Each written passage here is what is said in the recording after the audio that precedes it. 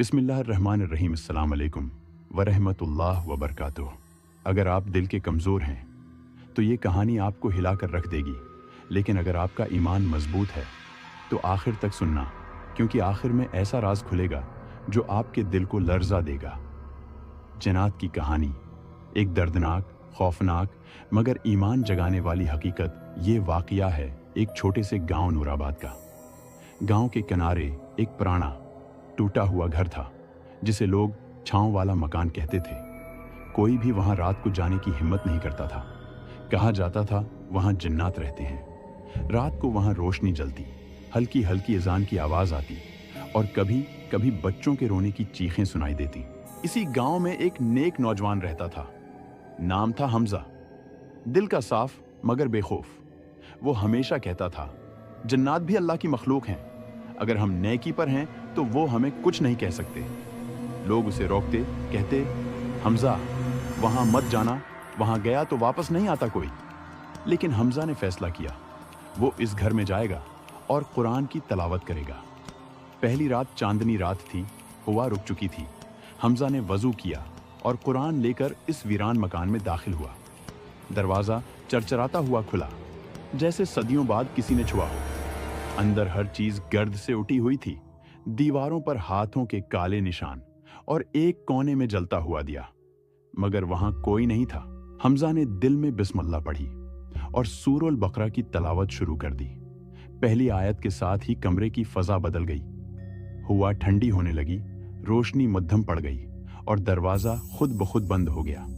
पीछे से एक खौफनाक आवाज आई, तू कौन है जो हमें तलावत से जला रहा है? हमजा ने पीछे मुड़कर कहा, मैं अल्लाह का बंदा हूं जो सिर्फ अपने रब का नाम लेता है। धुएं से एक साया उभरने लगा। आंखों से आग निकल रही थी। चेहरा आधा इंसान आधा हैवान।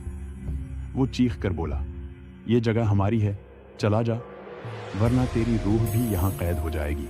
मगर हमजा ने कुरान बुलंद आवाज में पढ़ना शुरू किया। हर आयत के साथ जिन्न तड़पने लगा। इसकी चीखें पूरे मकान में गूंजने लगी और फिर धुआं फटने की तरह बिखर गया।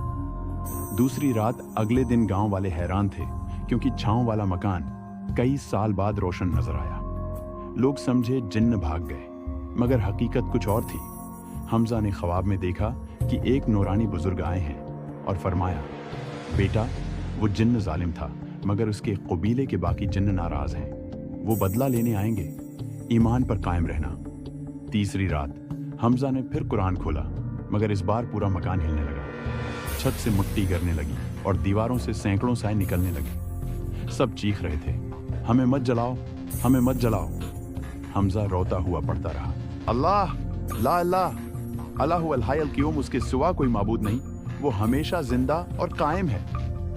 कुरान की रोशनी ने पूरे मकान को भर दिया और सुबह जब गांव वाले पहुंचे, उन्होंने देखा मकान से खुशबू आ रही थी और हमजा सजदे में था, लबों पर कुरान की आयत और चेहरे पर नूर। लोगों ने कहा, हमजा ने जिन्नात को शिकस्त दी, ईमान से, कुरान से। आज भी जब कोई उस मकान के पास से गुजरता है तो हल्की सी तलावत की आवाज आती है, जैसे कोई अब भी वहां कुरान पढ़ रहा हो। अगर इस कहानी ने आपके दिल को छुआ है तो लाइक कीजिए, सब्सक्राइब कीजिए और इश्क की हाइडेरी के साथ ईमान जगाने वाली कहानियां सुनते रहिए। अल्लाह हाफिज।